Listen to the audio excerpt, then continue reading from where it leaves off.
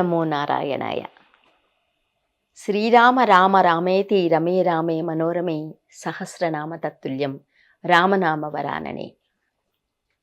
శ్రీరామనామాంకితంగా వేల సంకీర్తనలు రాసి శ్రీరామనామాన్ని తన సంకీర్తనలలో తన ముద్రగా మలచుకొని శ్రీరామునిలో ఐక్యమైపోయినటువంటి త్యాగరాజస్వామి ఆరాధనోత్సవాల సందర్భంగా పొలిటికోస్ ఛానల్ ద్వారా త్యాగరాజస్వామి యొక్క జీవితం, ఆయన సందేశాలు, ఆయన సంకీర్తనలలోని సారాంశాన్ని మనం తెలుసుకుంటున్నాం కదా.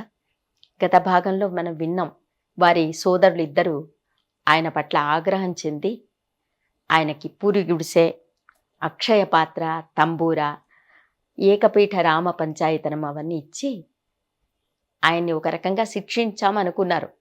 కానీ ఆ శిక్షే త్యాగరాజస్వామి వారికి వరంగా పరిణమించింది. ఇంత చక్కగా రామ పంచాయతనం దగ్గర పెట్టుకుని ఆనందంగా ఎన్నో మళ్ళీ కీర్తనలు ఆ శిష్యులతో పాటి పాడుకుంటూ, ఉంచవృత్తే చేసేదైతే ఉంచవృత్తి, కానీ ఆ ఉంచవృత్తిలో కూడా ఎంత గొప్పదనం ఉంది. ఉంచవృత్తి అన్నది మనం అనుకుంటాం చాలా తక్కువ అని, కానీ నిజానికి ఆ ఉంచవృత్తి చేసేటువంటి వ్యక్తిలోని సంస్కారాన్ని చూసి వేసేవాళ్ళు కూడా, భిక్ష అందించే వాళ్ళు కూడా ముందుకు వస్తూ ఉంటారనమాట. అలాగలాగా త్యాగరాజస్వామికి ఏ రకమైనటువంటి కొదువ లేకుండా ఆయనకి జరిగిపోతుంది. చాలామంది శిష్యులు తయారయ్యారు కదా ఆయనతో పాటు. నగర వీధుల్లో నగర సంకీర్తన అంటాం కదా మనం, నగర సంకీర్తన అప్పుడు కూడా అలాగ చేసేవాడు. నగర సంకీర్తన అన్నదే అలాగా మొదలైంది. త్యాగరాజస్వామి తన శిష్యులతో పాటి సంకీర్తనలు గానం చేసుకుంటూ అలాగలాగా వెళ్ళిపోతూ ఉంటే తమంతకు తామే ఇళ్లలోంచి వచ్చి భిక్ష వేసేవాళ్ళు అంతమంది శిష్యులు కూడా ఉన్నారు కదా. మరి ఆ శిష్యులకి ఈయన కుటుంబానికి కూడా కావాలి కదా. అంతా కేవలం ఉంచవృత్తి ద్వారానే ఆయనకి జీవితం గడిచిపోతుందన్నమాట. చాలా మామూలుగానే ఉంది ఆయన జీవిత పరిస్థితిలో, ఏ మాత్రం తేడా రాలేదు. అది చూసి మళ్ళీ జపేశుడు వాళ్ళకి మళ్ళీ కోపం వచ్చేసిందనమాట. ఈ రామ పంచాయతనంలో ఏదో మంత్రం ఉంది, ఏదో మంత్రజాలం దీనిలో ఉంది. ఈ రామ పంచాయతనాన్ని దూరం చేస్తే సరిపోతుంది అనుకుని చక్కగా ఆ రామ పంచాయతనాన్ని తీసుకుని వెళ్ళి కావేరీ నదిలో పడేశారు. అదృశ్యమైపోయింది రామ పంచాయతనం. పొద్దున లేచి చూసేసరికి రామ పంచాయతనం లేదు అక్కడ. ఎక్కడ పోయింది ఏమిటి వెళ్ళి అడిగాడు సోదరులని. మాకు తెలియదు అన్నారు వాళ్ళు, చేసింది వాళ్ళు. అలాగా బాధపడిపోతూ ఎక్కడ పోయాడు ఏంటి, నా రాముడు ఎక్కడ పోయాడు, ఇంకా తల్లడిల్లిపోయాడనమాట. రామ పంచాయతనం లేకపోతే అసలు జీవితమే లేదు. ఎందుకంటే ఆ మేలుకొలుపుల నుంచి ఆయనకు ఆరగింపవే పాలారగింపవే అని ఆరగింపు పెట్టేవాడు. ఉయ్యాలలుగవయ్యా అని ఉయ్యాలలు ఊస్తూ పాటలు పాడేవాడు. రాత్రి పడుకునేటప్పుడు పవ్వళింపు పాటలు కూడా పాడేవాడు. ఇవన్నీ తాంబూల సమర్పణ, తాంబూలం కూడా పెట్టేవాట రామ పంచాయతనం దగ్గర. ఇవన్నీ పెట్టి రాత్రి పడుకుంటే తెల్లవారు లేచి చూసేసరికి పాలు కాస్త తాగినట్టుగా ఖాళీ గ్లాస్ అనుకోండి, మళ్ళీ తాంబూలం కూడా కొరికినటువంటి సగం మిగిలినటువంటి తాంబూలము, ఇవన్నీ కనపడేవట. అంటే చూడండి, ఆ రామచంద్రుల వారివి స్వీకరిస్తున్నారే అనే కదా అర్థం. ఆ రామ పంచాయతనము కనపడకుండా పోయింది. ఇప్పుడు పిచ్చివాడైపోయాడు త్యాగరాజు. ఎంతగా వెతుకుతూ ఎందు దాగినాడో నా స్వామి ఎందు దాగినాడో అని అశ్రుభరితమైనటువంటి మనసుతో అతను గాలిస్తూ బాధపడుతూ ఉంటే ఒకరోజు రాముల వారే ప్రత్యక్షమయ్యి కలలో, నేను కావేరీ నదిలో ఫలానా చోట నీకు లభిస్తాను అని చెప్పేసరికి శిష్యబృందంతో ఆ చోటికి వెళ్ళి గాలిస్తే నీళ్లలో ఆ రామ పంచాయతనం మళ్ళీ కనపడింది. కనుగొంటిని శ్రీరాముని అని ఎంతో ఆర్తిగా ఆ రామ పంచాయతనాన్ని హృదయానికి హత్తుకుని కనుగొంటిని శ్రీరాముని పాట పాడాడు ఆయన. అడుగడుగునా పాటలే ఆయనకి, అదొకటే తెలుసు అనమాట ఆయనకి. కాబట్టి ఆ పాటలు అలాగలాగా ఆయన ఆశువుగా వచ్చినవే. ధాతు మాతువులు రెండు కూడా దానిలో సమానంగా అలాగా కలిసి ప్రవహించాయన్నమాట. దానిలో అంటే స్వరములు, సాహిత్యము రెండిటికి ఒక రకమైనటువంటి ప్రాముఖ్యత. వాగ్గేయకారుడు మన త్యాగరాజస్వామి వాగ్గేయకారుడు. ఆ వాగ్గేయకారుడు అని అతనికి ముద్ర ఎలాగా, ఒక సంకీర్తనాచార్యునికి ముద్ర ఎలా పడుతుంది అంటే తాను వ్రాసినటువంటి సాహిత్యాన్ని సంగీతబద్ధం చేయాలి. దానికి స్వరాలు చేకూర్చాలి, సాహిత్యాన్ని కూడా తానే కూర్చగలగాలి. రెండు అలా చేసిన వాడే వాగ్గేయకారుడు. అన్నమాచార్యుడు కూడా వాగ్గేయకారుడే. పదకవితా పితామహుడు అంటారు, ఆయన కూడా వాగ్గేయకారుడే. త్యాగరాజస్వామి కూడా వాగ్గేయకారుడే ఆ రకంగా. కాబట్టి ఆయన కనుగొంటిని శ్రీరాముని అని పాడుకుంటూ రామ పంచాయతనాన్ని తీసుకుని వచ్చి ఇంట్లో పూజలు మొదలయ్యేసరికి జపేశుడి వాడికి బుద్ధి వచ్చింది. శ్రీరామచంద్రుడే ఆయనకి కళ్ళు సాక్షాత్కరించి చెప్పాడు కదా, మేము తప్పు చేశాము, పశ్చాత్తప్త హృదయులు అయ్యారు వాళ్ళు. సరే, ఇవన్నీ కూడా తప్పు చేయడం, పశ్చాత్తాపం పడడం ఇవన్నీ కూడా మానవ జీవితంలో సహజాలే. కానీ తమ్ముణ్ణి చూసి, అతన్ని చూసి అన్నలు ఈర్ష్య చెందడము అన్నది కూడా ఒక రకంగా క్షమాయోగ్యం కాదు కదా. సరే, కలికాల మహిమ చాలా చూస్తున్నాం ఈ కాలంలో. అన్నదమ్ములు లేరు, అక్కచెల్లెళ్ళు లేరు, కేవలం డబ్బే డబ్బు డబ్బు. దానికి ఉన్నటువంటి ఆకర్షణ జీవితంలో మరెక్కడా లేదు. ఆ పరంగా కూడా త్యాగరాజస్వామి జీవితాన్ని ఒక ఉదాహరణగా తీసుకోవచ్చు. ఇక త్యాగరాజస్వామి రాసినటువంటి కీర్తనలు బహుళ ప్రచారానికి వచ్చేసాయి. ఒక రకంగా త్యాగోపనిషత్తులు అనబడుతున్నాయి అన్నమాట. ఉపనిషత్తుల కాకుండా త్యాగోపనిషత్తు రకరకాల రాగాలలో వేదాంగాలలో ఉన్నటువంటి రహస్యాలన్నీ కూడా ఆయన పొదుగుతున్నాడన్నమాట. తెలియలేరు రామభక్తి మార్గము అని ధేనుక రాగంలో అంటాడు. ఇంకా ఇలనంతట తిరుగుచును కలవరించెదరు గాని వేగ నీట మునిగి భూతి పూసి వేళ్ల నుంచి వెలికి శ్లాఘనీయులై బాగుగా పైక మార్జన లోలులై గాని త్యాగరాజనుతుని తెలుసుకోలేరు. ఇంత చేసినా కూడా త్యాగరాజస్వామి అంటే రామచంద్రుల వారిని మాత్రం తెలుసుకోలేరు అని తన సంకీర్తనలో ఆయన రాశాడు. మనోవాక్కాయ కర్మలు శుద్ధంగా ఉండాలి అని చెప్తాడనమాట. మన ఏవ మనుష్యానం కారణం బంధమోక్షయోహు అంటారు కదా. మనస్సును మనము మన స్వాధీనంలో ఉంచుకుంటే తప్ప మన జీవితం మన స్వాధీనంలోకి రాదు. చిత్తశుద్ధి చాలా ముఖ్యం. శంకర భగవత్పాదులు చెప్పారు, ఆయన చిత్తశుద్ధి చాలా ముఖ్యము అని చెప్పిన ఆయన సిద్ధాంతీకరించిన విషయాన్ని కూడా త్యాగరాజస్వామి తన కీర్తనల్లో పొదిగాడనమాట. ఇంకా పరమాత్ముడు జీవాత్ముడు ఒకడేనటువంటి జ్ఞానమొసగరాదా అన్నటువంటి సంకీర్తనలో పరమాత్ముడు జీవాత్ముడు ఎక్కడ చూసినా నీ స్వరూపాన్ని నేను చూడగలను స్వామి, నాకు నీకు తేడా లేదు, అటు నువ్వే ఇటు నువ్వే ఉన్నటువంటి జ్ఞానాన్ని నాకు ప్రసాదించు అన్న సంకీర్తన అద్భుతమైనటువంటి కీర్తన. ముఖ్యంగా స్వరరాగ సుధారసయుక్తి, సంగీతమే తన సాధనగా సంగీత మార్గంలో స్వామిని ఎలా పొందొచ్చు అన్నటువంటి విషయాన్ని ఎక్కువగా కేంద్రీకరించాడు. శోభిల్లు సప్తస్వర అన్నటువంటి కీర్తనలో ఈ సంకీర్తనలోని లక్షణాలన్నీ కూడా ఆ కీర్తనలో పొదిగాడమట.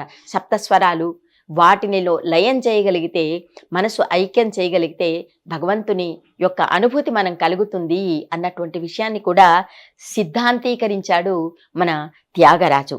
ఇంకా అలాగా ఆయన క్షేత్ర దర్శనం కూడా చేశాడు. శ్రీరంగనాథ స్వామిని చూశాడు, కంచీపురానికి వెళ్ళాడు, మరి తిరుపతి కలియుగ ప్రత్యక్ష దైవం కదా తిరుపతి, అక్కడికి కూడా వెళ్ళాడు.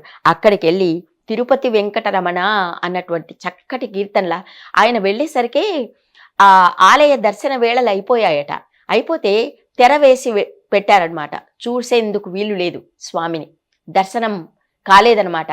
తెర తీయగరాదా, నాలోని మత్సరమనే తెర తీయగరాదా స్వామి, నాలో అహంకారము అనేటువంటి ఒక తెర ఉంది, ఆ తెరను తొలగించావా, నీ దర్శనం నాకు ఇవ్వవా అని ఎంతో దీనంగా వేడుకునేసరికి ఆ తెర తనంతకు తానే కిందికి జారి పడిపోయి స్వామి యొక్క దర్శనమైంది అని చెప్తారనమాట. ఎంత గొప్ప అనుభవాలు కదా ఇవన్నీ కూడా. త్యాగరాజ స్వామి వైణికుడు కూడా అట. వీణ బాగా వాయించేవాడు, సంస్కృతాంధ్రాలలో చక్కటి ప్రవీణత ఉన్నది, జ్యోతిష్య గణిత శాస్త్రాలు కూడా నేర్చుకున్నవాడు, మంత్రశాస్త్ర పారిణుడు కూడా అట. ఒకసారి ఒక చిన్న బాలుని కూడా శ్రీరామనామ జపం వల్ల తన సంకీర్తనామృతాన్ని త్రాగించి ఆ అబ్బాయిని మళ్ళీ సజీవుణ్ణి చేశాడు అన్నటువంటి కథ కూడా త్యాగరాజస్వామి కథలో వస్తుంది. అతను కవి, భక్తుడు, తత్వజ్ఞాని, సంగీత సాహిత్య భక్తి, ఈ త్రివేణి సంగమము మనము త్యాగరాజులో చూడవచ్చు. ఆయన అనేక కీర్తనలు రాశాడు. 30-60 సంవత్సరాల మధ్య వ్రాసినటువంటి కీర్తనలన్నీ కూడా సామాన్యమైనటువంటి అందరూ నేర్చుకునేందుకు వీలుగా లలిత సాహిత్యంతో ఉన్నవన్నమాట. ఆ తర్వాత దివ్యనామ సంకీర్తనలు కూడా అప్పుడే రాసినవే. ఆ తర్వాత చివరి దశలో వారు వ్రాసినటువంటి కీర్తనలన్నీ కూడా సంగీత సాహిత్యాలలో పరిపూర్ణత సాధించినటువంటి సమయంలో రాసినవన్నమాట.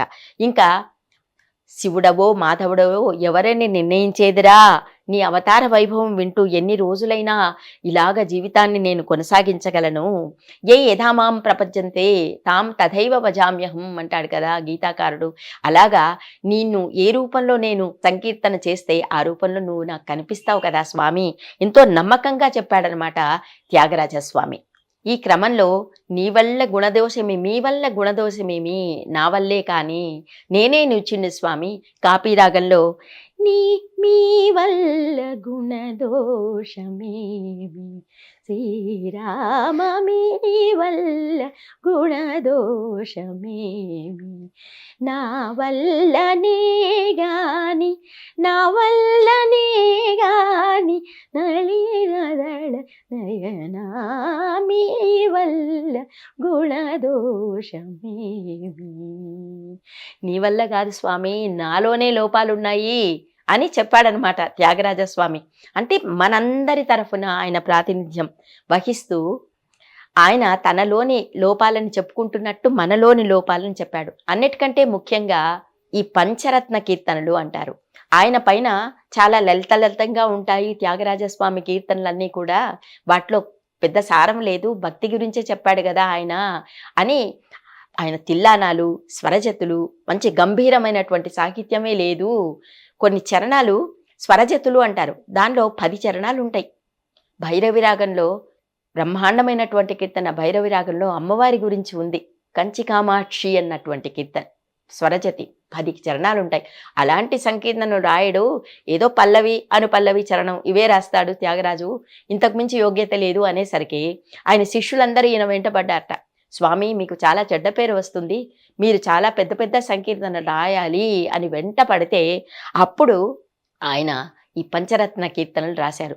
జగదానందకారక అన్నటువంటి నాటరాగంలో ఇది సంస్కృత రచన అన్నమాట. తన కుమార్తె ఒక్క అమ్మాయి కలిగింది అతనికి, ఆ అమ్మాయి పెళ్లి సందర్భంగా ఈ సంకీర్తన రాశాట జగదానందకారక అని. తర్వాత దుడుకుగల నన్నే దొరకడుకు బ్రోచున అన్నటువంటి గౌళరాగ సంకీర్తన. సాధించేనే మనస ఆరభి రాగంలో ఉన్నదనమాట. కనకన రుచిరా వరాళి రాగంలో రాశాడు. ఎందరో మహానుభావులు మనకు తెలిసిన సంకీర్తన కదా.